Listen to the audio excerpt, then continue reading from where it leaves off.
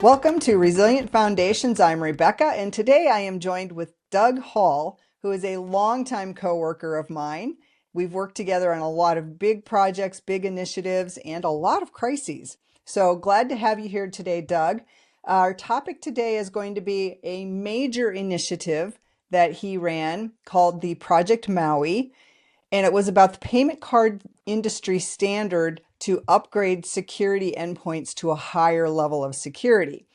The kicker, I think, on this one was that if the company did not complete this project, which required 35 million merchants to reintegrate into the financial services platform, the company would have lost its ability to process credit cards. So you can imagine the impact to just business continuity, if nothing else, for this company.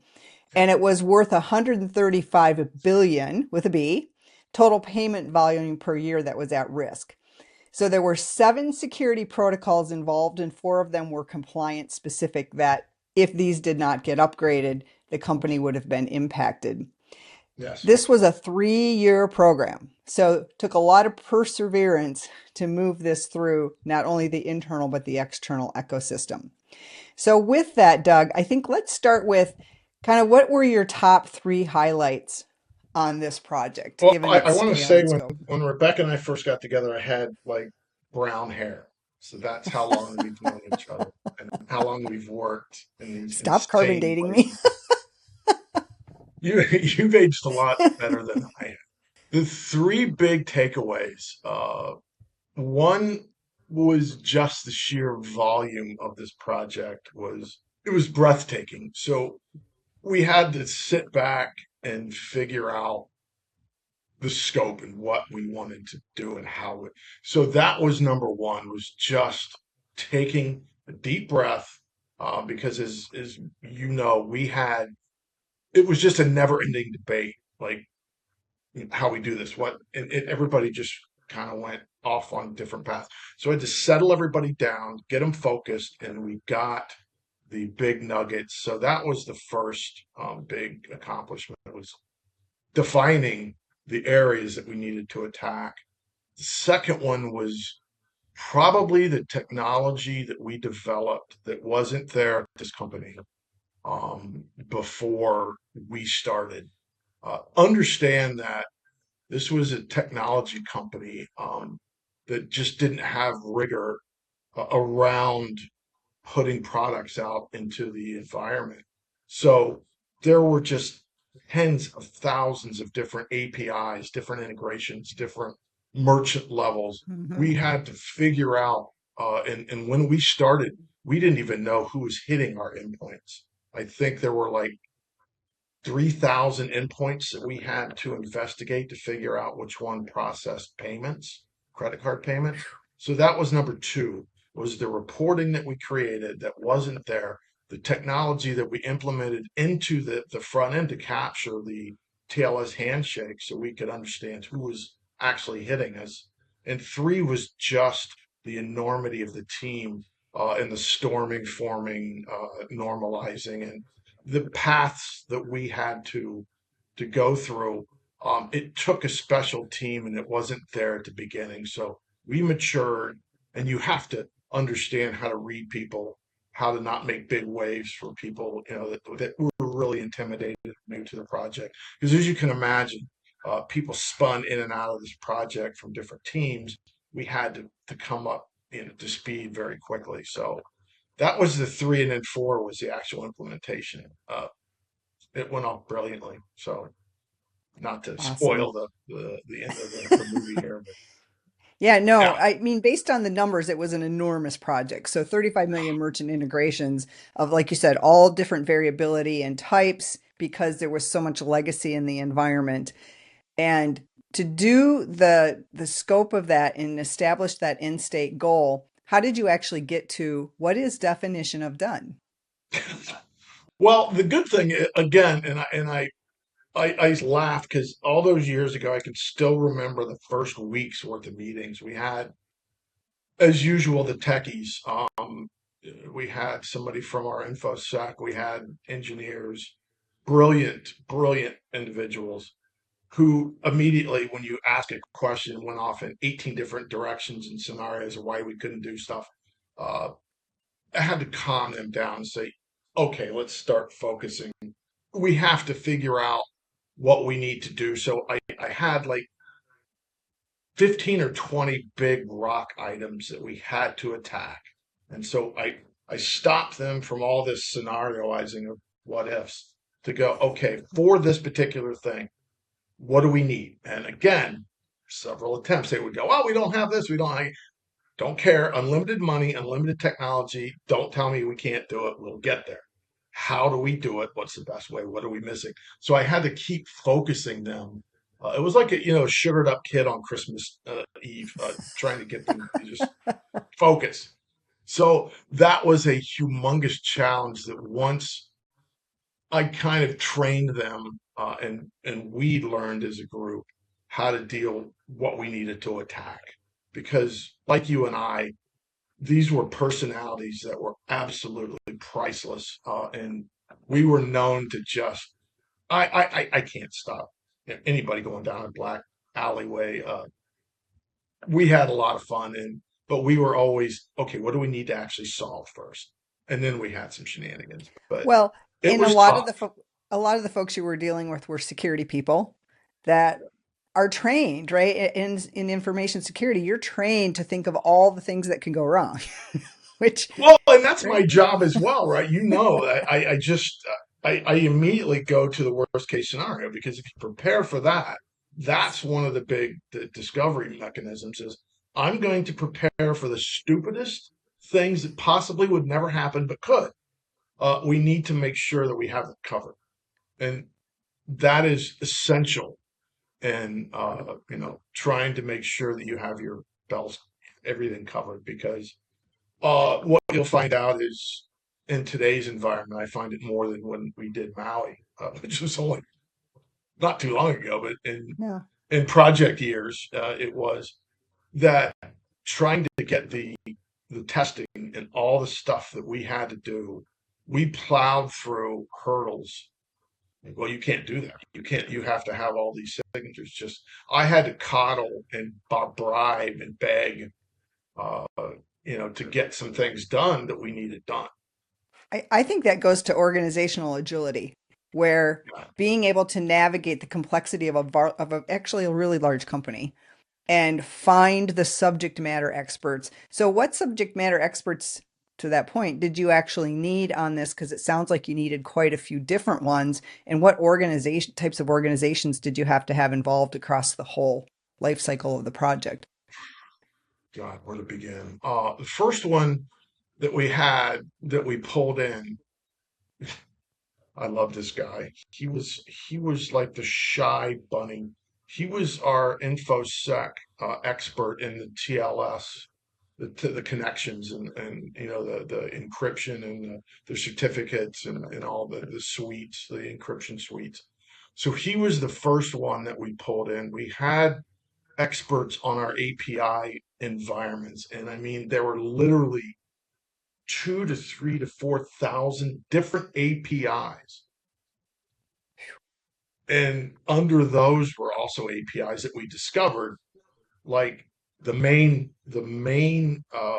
website for this big company.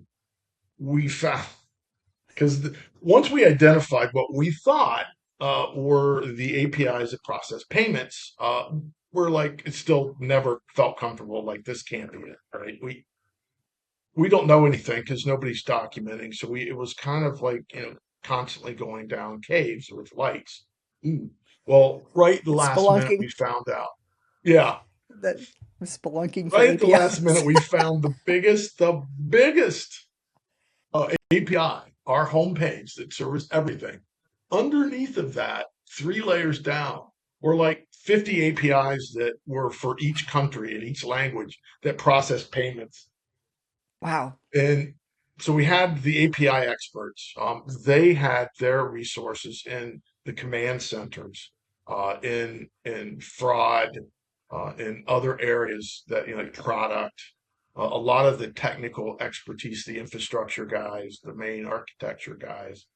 all of, and it could be women, sorry, guys just came out. Yeah, Um, generic. but that was just the technical team, right? We had Into the Guts, we had, and it was so divided. So we had a lot of engineers, a lot of architects, and a lot of people that we found out the experts in each area, right? Might not have had a title. You couldn't go by title. It was by who do you know? Oh, you should talk to this one. So we did a lot of discovery Interesting. and through the organization that, and we got the people we needed that could not only understand what we were doing, understood the vitality of it, but also knew how to dally around obstacles. And that was probably the greatest skill that we had acquired for this team was go, we have to do this, go get it done. What do I have to do? So that was essential. We use that skill every day, I think, So, to so get. it sounds like some of the skill sets you were looking for were not just the raw subject matter expertise. It was the No. ability to block and tackle, go out and troubleshoot, and innovate. It sounds like they had to be Yeah. really innovative to solve the complexity of the environment and Well, what's think, funny was the rabbit I talked about, my little bunny. He was so shy, and I had to recognize the players I had and make them talk to me. Like I would make them answer my questions because I would ask them directly. Because my superpower is mind-numbing questions that I ask I until can I attest to understand that. it thoroughly and I don't need to ask you anymore. But it is annoying a lot of people. So I just kept picking away. Like I needed to know how the TLS handshake worked. How did we get to that? And it drove him nuts. And finally, before he even realized it, he was talking and laughing, and he became part of the team. And I couldn't get him to shut up. And it was hilarious to watch him. It's like blossom into this great person that was just so vital to this project because he knew all the people as well that could Right, dally around rules. When you have infosec, you know, you right. you can brutalize some people that were standing in our way. Like, look, you don't want to go this route. Yeah. I mean, I I know think I who's think above that's you, and I don't want to. yeah. I think that persistence of the just relentless curiosity to really get down to the root cause of what actually is happening here. So we're solving at the level at which it's going to make a difference versus solving at the surface level. And Well, the and people with the deep expertise, sometimes that is what you have to do is just keep well, digging, digging, exactly digging. because they start It's understanding excavating, where I'm going and what right? what I'm actually after, right? I start Yeah, asking here, but I'm going to get down to here. So why don't you just tell me down here? You know where I'm going. right. Going to the guts of this thing, and I want to know. And I'm not kidding you. It was like the skeletons that we uncovered during this because like any big growing organization, Frank and That was Co. products growing fast. all over the place. Nobody Yeah. and reshuffles and refreshes, whatever you want to call it. People were off and gone. We had to get down to the nitty gritty and found all kinds of things that we fixed because we had to. The Sometimes one these types of projects are great for like cleaning up the environment of the legacy stuff that people didn't even know was there running and are not only security risks, but just operational resilience risks because if they break, you don't know how to oh fix well it necessarily. And it's it's technical debt, right? oh You're my carrying yeah. processing time and cycles for things that you could probably do, especially as technology evolves, probably do more simply and cleanly and efficiently.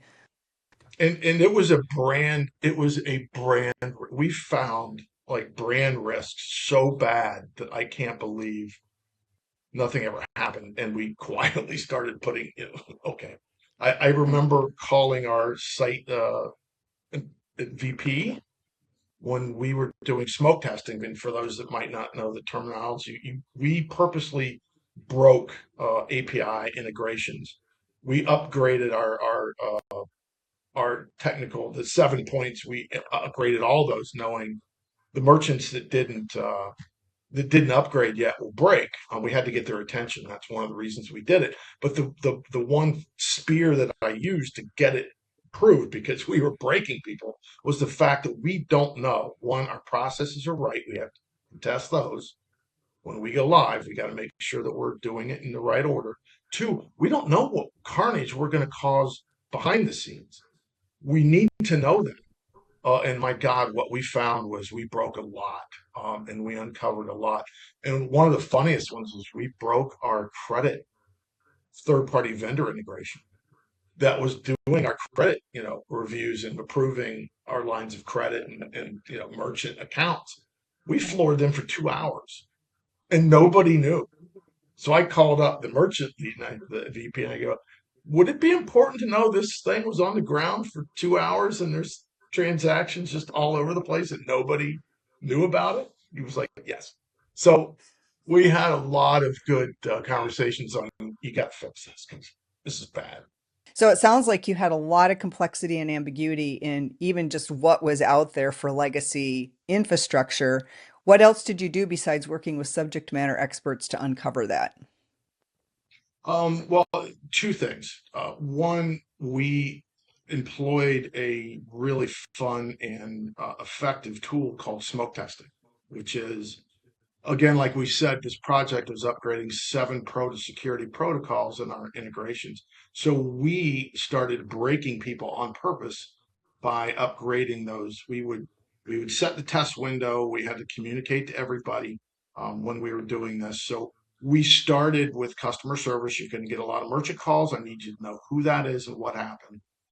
Two, we broadcasted to every single technical group in the company. We're doing it on this day, on these APIs for this hour. You need to tell us what breaks and what doesn't. So we had everybody aware we were doing this, and then we had as much monitoring on these APIs, not only coming in and going out successfully, which merchants had upgraded, but which ones stopped integrating, as well as the internal calls. We found a lot of oddities that were happening as we were testing an endpoint. Um, we were able to start investigating that downward to say we broke a lot of stuff internally that nobody was monitoring, nobody knew about, and it was like a black box. Like we started finding security issues. We started finding a lot of byproducts of a company growing. All right, a company growing and just franken coding everything and just moving Coding. at lightning speed without really re-architecting and taking a step back happens Which is, in every company. yeah, I haven't been in a company yet where that hasn't been the case of a lot of legacy technical debt that's No, sitting around. And it's usually just the speed of getting things to market, and cleanup rarely happens because it's not revenue producing. as long as it works, Yeah. Yeah. don't care, And right? and to right to the it does impose risk. It does impose additional technical debt. I think these kinds of projects, even though they are not revenue generating, this was a revenue protection type of project. But it also gives you that opportunity to really clean things up when you do a big project like this. Sometimes compliance Smoke can help you testing was clean up an our environment. friend. Yeah, sometimes Yes, compliance smoke actually helps you testing. clean it up. Yeah. Yes, it uncovered. You cannot fake that. We actually did it kind of laughingly because we knew merchants that had just basically told us, we'll get to it whenever. And we're like, no, you're not. It's a Here's hard the date. deadline. We don't have a luxury anymore. We let it go until PCI said, no, you've got to go this date. So we had some fun breaking some of these merchants because they would call up and, well, we need more time. Well, you don't have it because we've been Yeah. communicating you for 2 years and you've ignored it, Yeah. and now you got to do it. I remember one of our this person. He was the manager of one of the really big ones. I won't obviously divulge which company it was, but they basically told me to go insert word that you would tell somebody to do, and they used that word basically to go, take a hike. And okay, great. And then when we broke them for 2 hours, it got their attention, and they wanted to know, we need more time. And this executive said, no, you got to get it done. Your I priority think just that, changed. It done. yeah, I think that raises too, that was one question around, yes, it took a lot of internal technology and security type folks to make this happen, but it took a lot of business facing, customer Yeah, facing teams as well to manage, especially the bigger customers, the enterprise level customers, yeah. and the people that I'd say more the small businesses that weren't technical in nature and had Oh no. integrated and suddenly needed to figure out how they were going to do something that was pretty technical. So how did you guys do that with the customer facing piece of this? That was probably one of the and there's probably 50 things we could talk about, the craziest of a project you could ever face. One of them was the span of merchants that we had. And the integrate, it was like we made up ways to integrate just, because Joe's Fish Shop didn't have, still had AOL dial up. And it was literally, I'm not kidding you when I say that, that's what we had to deal with. And we had to have a lot of conversations with a lot of business, merchant teams to say, I get Doug's Fish Shop is on the corner and it's a great thing, but they do one transaction a year. I'm going to break them. I, I'm sorry. We can't not upgrade these inputs. So it was a lot of fishing through. No, sorry, that was a bad pun.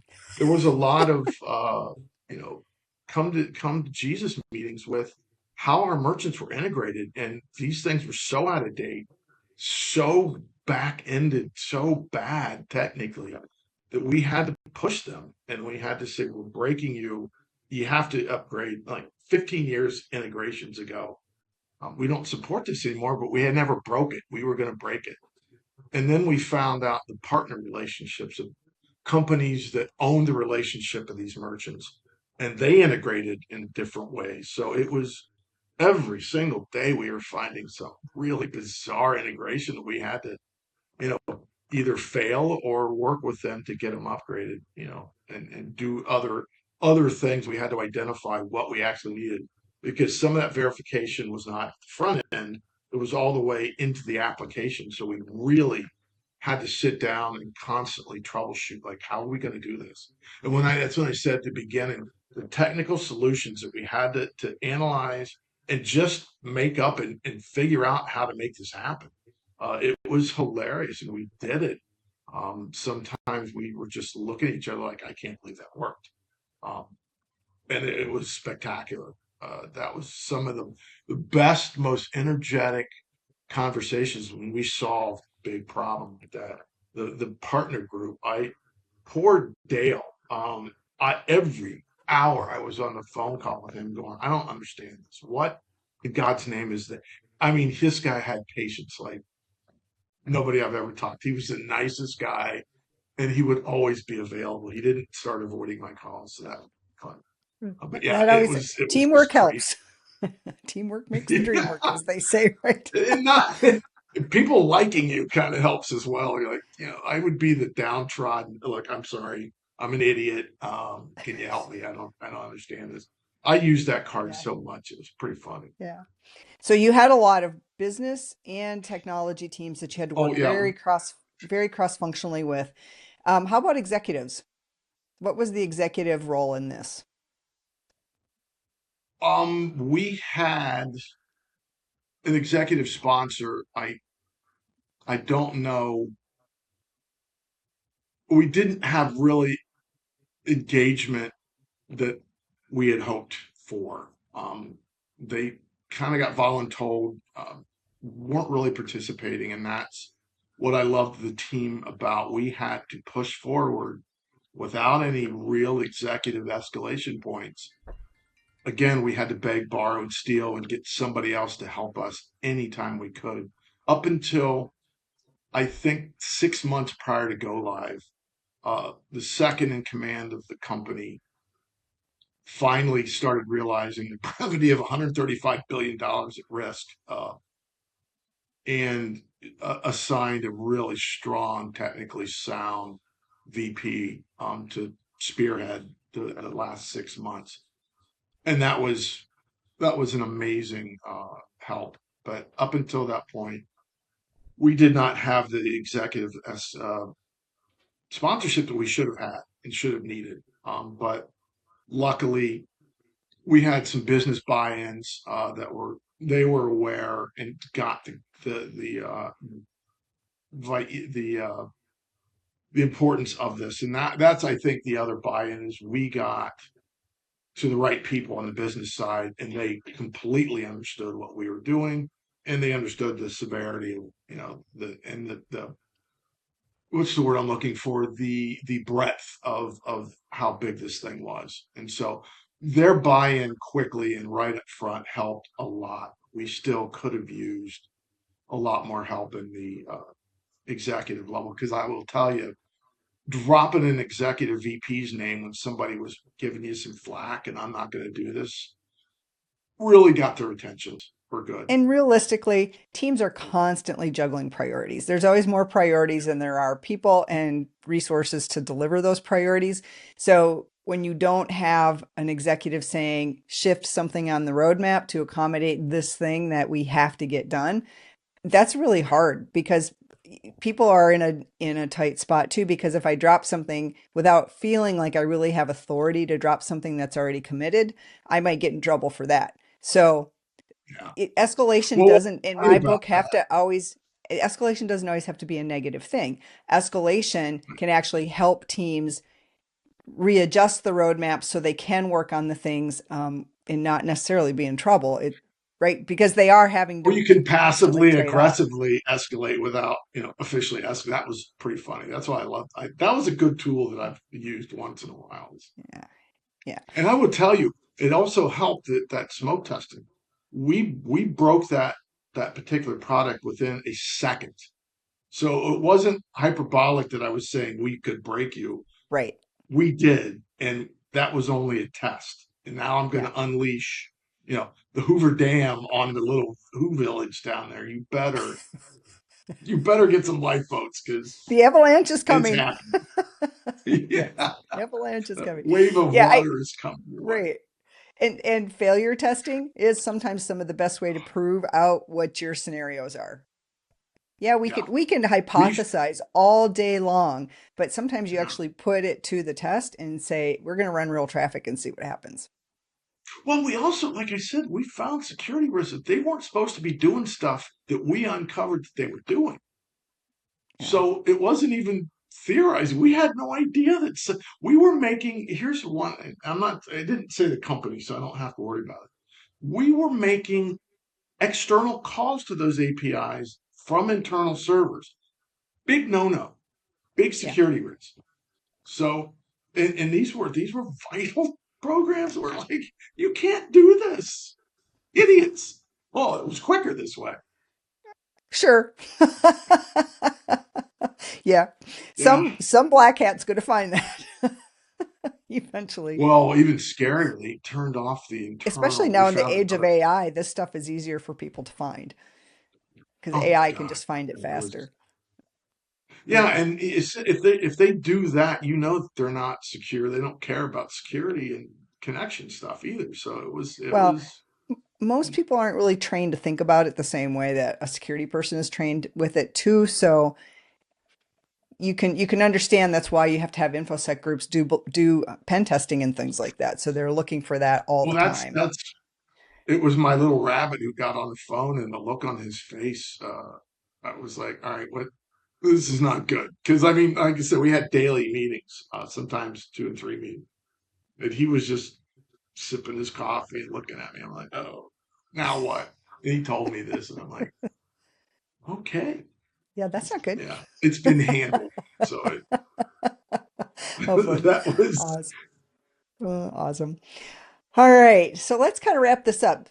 When you think back on this particular project, what were like the big takeaways that you feel a person would need for like leadership qualities to be able to deliver an initiative at this scale in a large company? Number one, I'll put this last, but number one, understand what your goal is. And it sounds cliche, but you have to know what you actually have to accomplish. Once you, that's not the actual What's the plan, finish but line? that's at What's least yeah? you know What's the when finish you're line? done. Yeah. That's the, yeah. Know when you're done. So we had four of those security things that we had to do, but immediately found more. But that's where you start. And then you say, how do we get, you work backwards? How do we get there? And that's when, and don't let, at beginning, don't let people death scenarioize you. Let's get the steps that we know of and just start outlining those. And then you can start busting those down separately and just control the group to make sure they don't just start doing what it's natural to do. We can't do that. And that's the other attitude. You can't plan this by saying you can't stop. We're not doing that now, or that's not possible. That's not an answer. Don't care. Like, what do we need to accomplish? We'll get to how to get there later. And so that's how we formulated our plan. And from that point, you broke it down into digestible bites. And you could start nibbling, assigning different people based on their expertise and who needs to know on those things. And you start pulling more people in and formulating your group. And you'll have to always reorganize your teams meetings, right? You know, like you can't, at first, you have everybody business, architects, everybody.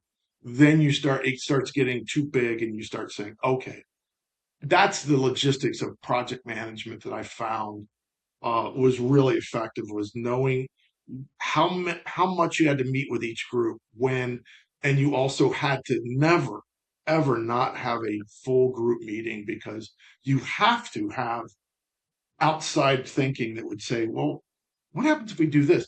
A lot of the technical ideas that we came up with came from the business who were out in the field and said, well, merchants like doing this and some people do this.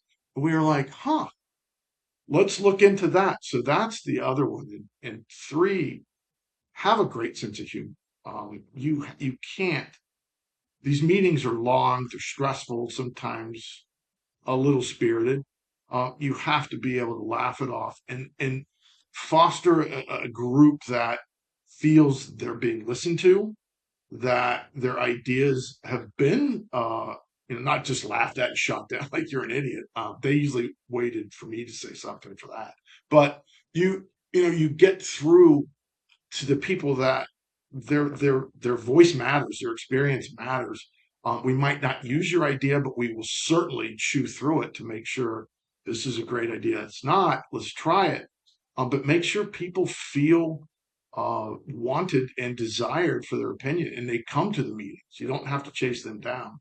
And when they have fun, that's even better. Because we had a lot of people always join our meetings because they learned stuff. We didn't talk over people. They had a question, answered it.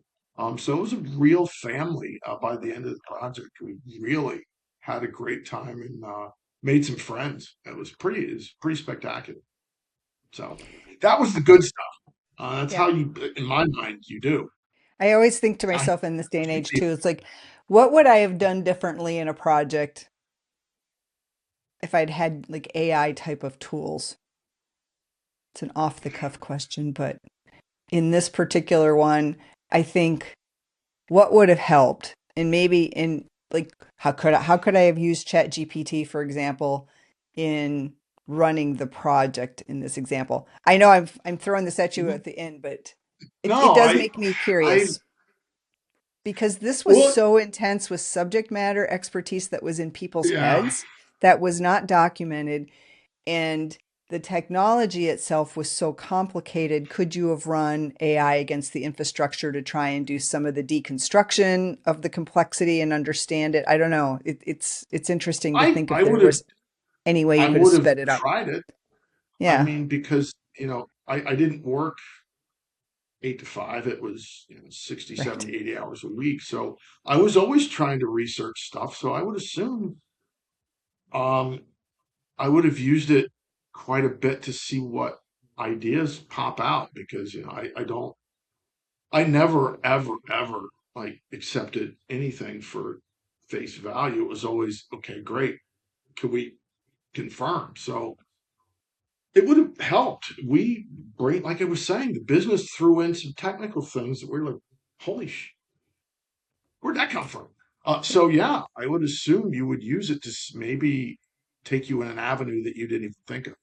Because as Yeah, much as I like to think I could write, I throw in that chat GPT stuff and I'm saying like, oh, that's so much okay. better. And I'm not gonna like, I'm not gonna Yeah, do a research paper with it. I'm not gonna write my own stuff, but it was kind of funny to see, okay, that's more elegant, but I think it would have helped. yeah, yeah. Just a curious And thought we can I can't as wait we to talk about evolve. AI. Yeah, as we evolve, it's Well, like more and more you retrospect your projects and go, boy, AI would have really helped me here, or it wouldn't have really helped me here because in some of these I cases you can't run AI against people's brains at this point. no, Right? well, and that's what I was going to say is we know everybody's it's a marketing. I wish I had the brains and the money that these marketers get because it's not an artificial intelligence, it's just machine learning. But they market it and everybody's going nuts about it. But it's based on, how well trained they are and how much data they have and how well those And how algorithms are clean the written. data and how clean the data is. But exactly. We'll talk about that at another time. Yeah. Corporate data is a little squiffy, to say the least. But yeah, Squiffy. I caution people when we talk AI, it's just not self-aware yet. It's not even close. It's Yeah. awesome. There's Yes. killer things it does, but nobody Input the likes inputs. chatbots. Yeah, and the inputs matter. The inputs matter a lot. Like the Yeah. quality of the input that you have matters a lot. The quality of the prompt matters. Well, So grammatically yeah, and writing yeah, and doing something more yeah, eloquently, yeah. it Works does great. things very well. But unfortunately, companies are starting to just throw it everywhere, and it's nobody wants a chatbot. I'm sorry. I I don't want to solve a problem. If I'm asking what my interest rate is, great. But I'm trying to do something. I need a human to help me here. You're not. And then, of course, it devolves into me using Spanish or cussing and seeing if I could throw it up. Because I don't know if you know this, I helped develop one of the voice response units way back before it was a thing. So we were trying to get it trained to different dialects in the United States. Right. Like the worst one was deep down in the deltas of Louisiana. That thing just kept just it just fell over. I don't. I don't know. Is this Some of the English? It was Wisconsin, hilarious. yeah, some of the Wisconsinisms probably aren't so either easy either. Yeah, Anyway, it was that was probably the funniest things. Anyway, I'll stop because we'll be on there for another hour. yeah. So no, I appreciate your time today, Doug. It's great to have you on here and talk about some really big stuff. I know we've got a couple of other sessions coming up to deep dive Yeah, some of the lowlights type of projects, highlights types of projects, and we'll I keep looking in the trenches at what we can get for learning out of this. I And can only say because of you and you've tortured me with these projects. I we have so many stories, so much fun, we do so drama. much. It's been a Yes. career. Yeah, it's been a Yeah. fabulous journey. So Yeah. We never I did can small only thank things. Let's say that. We never did small no, things it was a together. void. Yeah. We always did Yeah, the big transformational stuff. Awesome. because you knew just throw it over the wall. Will you do this? Well, I don't care. Well, they got to Courage. be a I think fireman. that's the other thing. Courage, persistence, and perseverance are three qualities Yeah, that I always said the hardest, and ugliest sprinkled in project. Let's stupidity get of Doug. not knowing. Don't stick your finger in that lights up. Yeah, yeah. I Fearless. don't We call that fearless, Doug. care. Don't touch that, Awesome. really. Yeah, yeah. Let's get Doug. Great. Thanks for joining us here today, Doug. And for our audience out there, we really appreciate you joining us today. Thanks for coming to Resilient Foundations. If you found this useful, please like, subscribe, and share, and we hope to see you next time.